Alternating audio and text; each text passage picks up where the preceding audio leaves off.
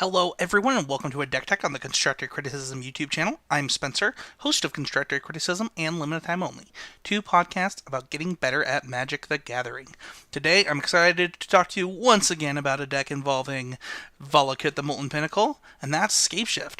So, as many of you know, I love Scapeshift, but I don't think a lot of newer listeners of the podcast or viewers of the YouTube content know that it actually all started with Rug Scapeshift.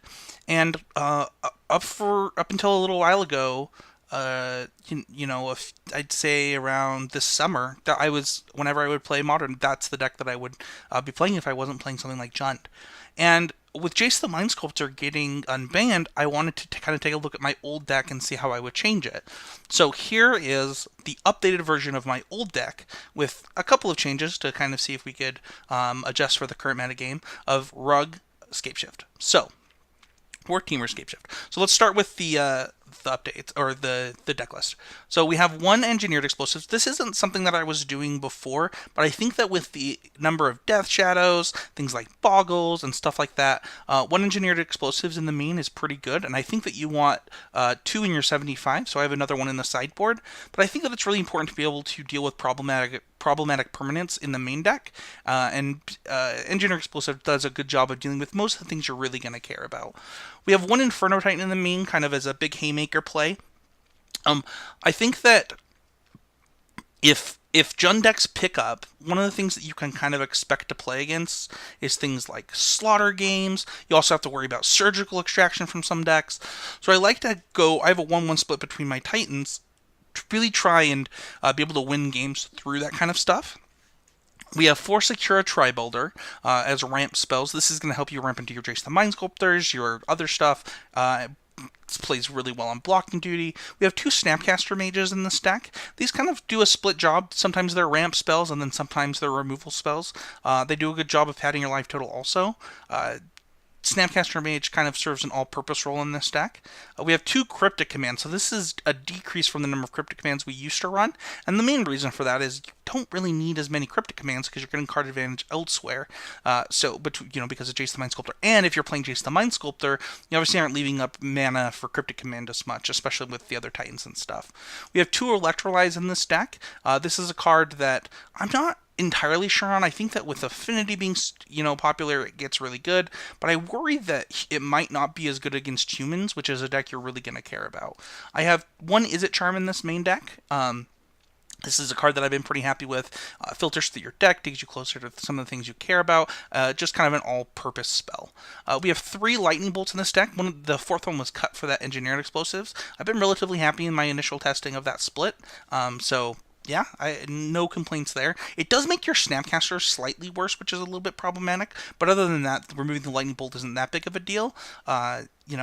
Because you were playing that for humans anyway. You're playing it for Affinity anyway. So while it makes your Snapcaster slightly worse, I haven't really disliked the switch. We have 4 Remand. Remand is a huge part of this deck.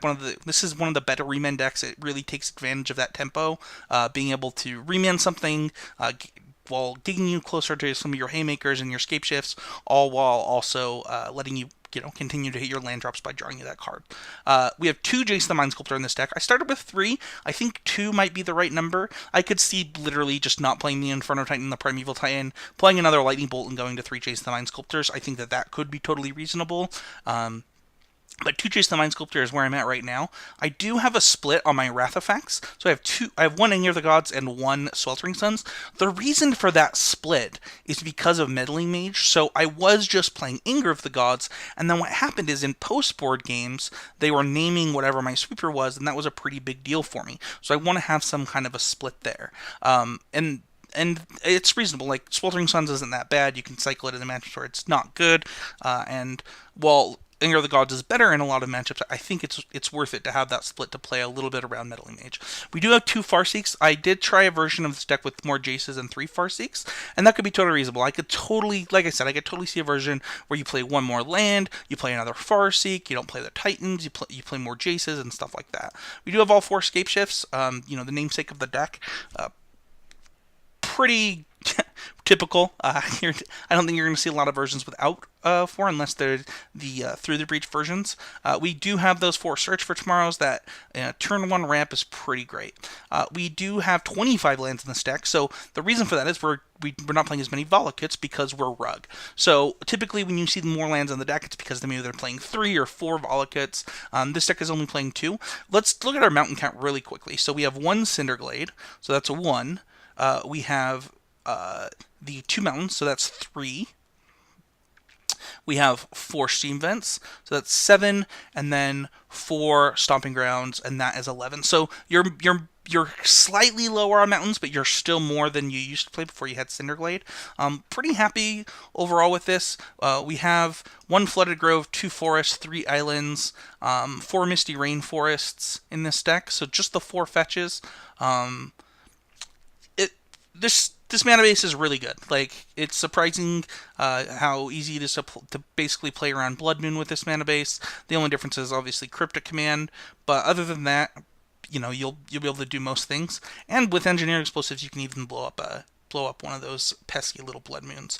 This deck is not as Blood Moon proof as Green Red. It's still pretty good against Blood Moon. Green Red almost didn't care about Blood Moon. You just jammed a Titan, and you were off to the races. The sideboard we have is 1 Batterskull, 1 more Engineering Explosives that we already talked about, 3 Obstinate Baloth. That's because I expect to see an uptick in Liliana, so you're going to want some of those. 1 Wurmcoil Engine.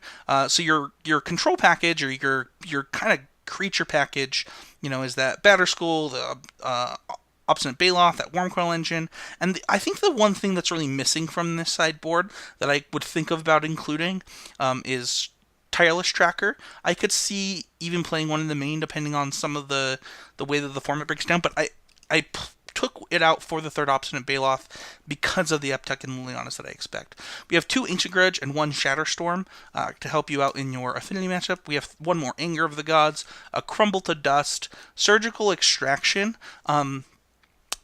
So I don't know how I actually feel about the Surgical.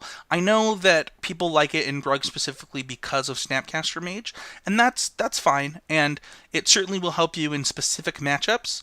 But we'll kind of see. I haven't always loved it. I do have some questions about it, but obviously Grafdigger's Cage and things like that can serve a similar role. We have 1 Negate and 1 Nature's Claim in the board, so you kind of get that split against affinity with Nature's Claim. And then 1 Gigadrowse. This is really, really good against the blue decks that you might expect to see an uptick in. You just Gigadrowse them, and then you basically win the game with your Scapeshift or your Haymaker. It allows you to tap them out and then resolve your spell. So that is it for the deck. This is kind of where I'm starting with this deck. I'm really excited to play some more games. We'll see if I want more lands, if I want more Jace, and things like that. But this is my starting point. I'm really excited to get it going. I have GP Phoenix coming up, and this will be one of the decks that I'm trying out. So thank you everybody for watching. Please leave a comment. Let me know if you have any questions. This is the deck that I love, that I've played a ton of. Won multiple PPTQs with the deck. And just really, really enjoy this style of Scapeshift. So thank you so much, and hit the like and sub buttons, and let me know if there's anything else I can do, or any decks that you want to see. Thank you so much. Bye.